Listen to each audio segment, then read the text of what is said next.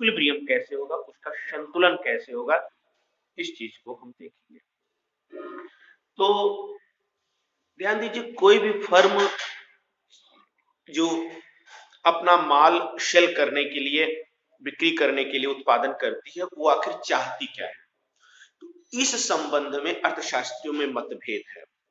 जो neo classical दृष्टिकोण है, जिसको ध्यान दीजिए, जो नियो क्लासिकल दृष्टिकोण है, जिसको हम सीमांतवादी प्रत्याक्रम कहते हैं, इसमें ये कहा जाता है कि किसी भी फर्म का जो लक्ष्य होता है, वह लक्ष्य होता है अपने लाभ को अधिकतम करना, अपने प्रॉफिट को मैक्सिमाइजेशन करना। हालांकि इस पर और अर्थशास्त्रियों के विचार हैं। 1939 में हॉल एंड हिच का जो आनुभविक विश्लेषण आया, उसके आधार पर यह बात हुई कि नहीं, फर्म का लक्ष्य अपने लाभ को अधिकतम करना ही नहीं हो सकता है। उसमें अनेक अर्थशास्त्री आए, जैसे बॉमेल, मैरिस, विलियमसन। ये लोग बोले कि फर्म का मालिक अलग होता है, प्रबंधक अलग होता है, प्रबंधक का लक्ष्य कुछ और होता है, मालिक का लक्ष्य कुछ और होता है। किसी ने सेल्स मैक्सिमाइजेशन बताया, किसी ने संतुलित ग्रोथ बताया। ऐसे ही रोथशाइल्ड अर्थशास्त्री थे, जिन्होंने बोला कि फर्म का लक्ष्य अपने बाजार के हिस्से को मेंटेन करना है। तो फिलहाल अलग अलग दृष्टिकोण है, हम उसमें नहीं पढ़ेंगे। यहां आपको जो पढ़ना है वह यही पढ़ना है, सीमांतवादी दृष्टिकोण। और वह सीमांतवादी दृष्टिकोण यही है कि फर्म अपने लाभ को कैसे अधिकतम करेगी। ठीक है, तो आप जानते हैं जो लाभ होता है, प्रॉफिट को हम पाई से दिखाते हैं, ज्यादातर अर्थशास्त्र में पाई से दिखाते हैं। लाभ बराबर होता है कुल आय माइनस कुल लागत। ठीक है, तो जब लाभ तभी अधिकतम होगा जब कुल लागत और कुल आय, इन दोनों का जो अंतर है वो मैक्सिमम हो। मतलब कुल आय और कुल लागत के बीच का अंतर अधिकतम हो। भाई कम से कम लागत, ज्यादा से ज्यादा आय, तो ही कुल लाभ अधिकतम होगा। ध्यान दीजिए, मतलब T R minus T C, ये दोनों का अंतर अधिकतम हो। अब ध्यान दीजिए, टी आर बराबर होता है Q into A R, T C बराबर होता है क्यू इंटू ए सी। तो अगर क्यू हम कॉमन ले लें तो ए आर माइनस ए सी। इसका मतलब कि लाभ तब अधिकतम होगा जब औसत आय और औसत लागत में अंतर अधिकतम हो, या उत्पादन अधिक से अधिक हो। फिलहाल ध्यान दीजिए, कोई भी दो वक्र हैं, यदि कोई भी दो वक्र हैं, वो उनमें दूरी तब अधिकतम होती है जब उन पर खींची गई स्पर्श रेखाएं जहां पर पैरेलल होती है। मैथ का आपको इतना ज्ञान होना चाहिए कि दो वक्र हैं और उन दो वक्रों में उस बिंदु पर दूरी मैक्सिमम होगी जहां पर वहां पर खींची गई स्पर्श रेखाएं एक दूसरे के समानांतर हो जाएं। और आप जानते हैं कि अगर कुल आय की जो स्पर्श रेखा होती है उसका ढाल ही कहलाता है, इसकी स्पर्श रेखा मतलब डी टी आर बटा डी क्यू, इसका मतलब सीमांत आय। ठीक है, और इसकी स्पर्श रेखा डी टी सी बटा डी क्यू बराबर होता है सीमांत लागत। मतलब दोनों की स्पर्श रेखाओं का ढाल बराबर हो, अर्थात सीमांत आय बराबर सीमांत लागत हो। ठीक है, तो लाभ कहां पर अधिकतम होगा, जहां पर सीमांत आय बराबर सीमांत लागत, एक ये शर्त है।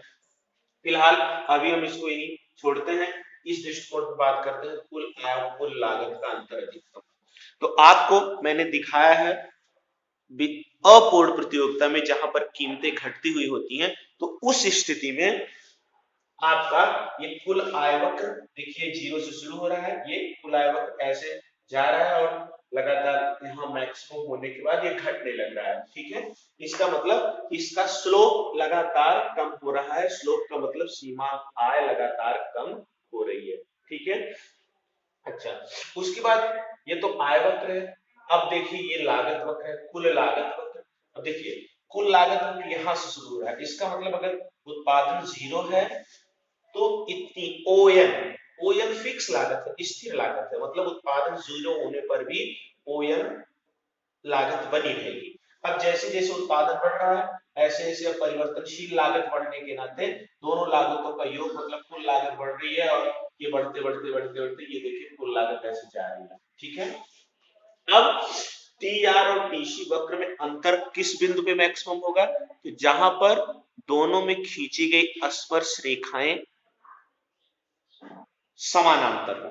तो आप देखिए यहाँ इस पर स्पर्श रेखा यहाँ जाएगी, यहाँ ऐसे जाएगी, फिर यहाँ ऐसे जाएगी, फिर यहाँ ऐसे जाएगी, ये बिंदु ऐसा होगा यहाँ M1 यहाँ M2 जहां पर दोनों की स्पर्श रेखाएं पैरेलल है। ये दोनों क्या है, ये पैरेलल है। ठीक है, दोनों की स्पर्श रेखाएं, फिर आगे इसकी स्पर्श रेखा ऐसी हो जाएगी, इसकी ऐसी हो जाएगी, फिर पैरेलल होगी। इसका मतलब इसी बिंदु पर अगर यहां से मिलाते हुए एक रेखा खींच दिया जाए तो ये Q3 पे काट रहा है, तो इसका मतलब इसी बिंदु पर दोनों के बीच में अंतर अधिकतम है और इनको अंतर को मिलाकर ये लाभ वक्र बनाया गया है, ये पाई वक्र हमने बनाया है, ये पाई वक्र। तो इसी बिंदु पर मतलब Q3 उत्पादन पर ये लाभ अधिकतम हो रहा है। क्यों, क्योंकि ये अंतर टीआर और टीसी का अंतर यहाँ पे अधिकतम है, तो यही अंतर यहाँ पे दिखाया गया है। देखिए यहाँ पर क्या है, शुरू से देखिए यहाँ पर क्या है, इस बिंदु पे देखिए यहाँ पर दोनों बराबर हैं, इस अक्ष पे टीआर टीसी ले रहे हैं, तो यहाँ पर कुल आय भी इतनी है और कुल लागत भी इतनी है, तो यहाँ पर प्रॉफिट शून्य है। ये देखिए प्रॉफिट शून्य है।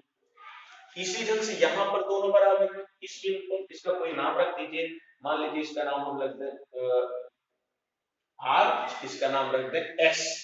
तो यहाँ पर प्रॉफिट शून्य है और यहाँ पर भी देखिए दोनों बराबर है, इसलिए यहाँ पर भी प्रॉफिट शून्य है। तो जहां पर ध्यान दीजिए टी आर और टी सी ये दोनों जहां पर बराबर होते हैं उसको हम बोलते हैं ब्रेक इवन पॉइंट।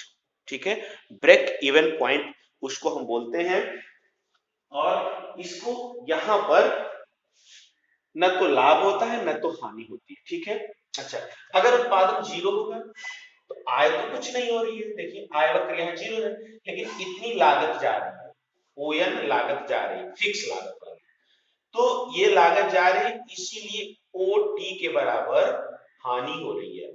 देखिए लाभ वक्र नीचे चला गया, यहाँ ओ टी के बराबर हानि हो रही है।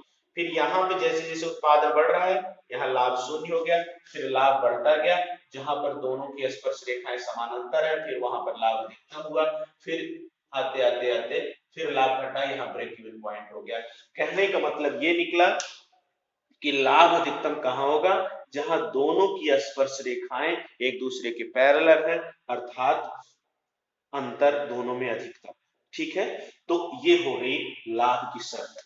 ध्यान दीजिए जैसा कि ये कुल आय कुल लागत दृष्टिकोण है, लेकिन इसी दृष्टिकोण के आधार पर दूसरा दृष्टिकोण निकलता है जिसको हम बोलते हैं सीमांत आय व सीमांत लागत दृष्टिकोण। ये अब आप जान लीजिए जहां स्पर्श रेखाएं बराबर है इसका मतलब इसकी स्पर्श रेखा सीमांत आय होती है और इसकी स्पर्श रेखा का ढाल सीमांत लागत होता है, तो इसका मतलब इनकी दोनों का ढाल बराबर है, तो इसका मतलब संतुलन बिंदु वहां पर होगा जहां पर सीमांत आय बराबर होगी सीमांत लागत की, मतलब एम आर बराबर एम सी होगी। ध्यान दीजिए आगे चलकर जब हम हमको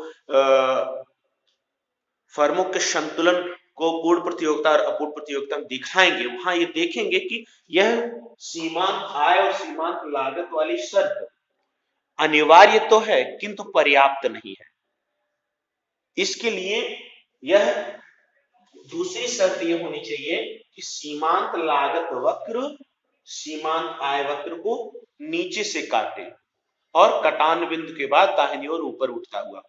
ठीक है, मतलब सीमांत लागत वक्र सीमांत आय वक्र को नीचे से काटे, ठीक है, नीचे से काटे और कटान बिंदु के बाद दाहिनी ओर ऊपर उठता हुआ हो, तो ये शर्त है फर्म के संतुलन की जो आगे आप देखेंगे। ठीक है, थैंक यू।